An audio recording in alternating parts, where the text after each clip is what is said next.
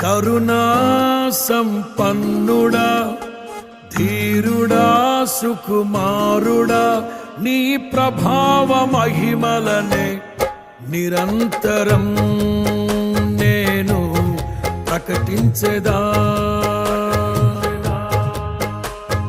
కరుణా సంపన్నుడా, ధీరుడా, సుకుమారుడా, నీ ప్రభావ మహిమలనే నిరంతరం నేను ప్రకటించెదా.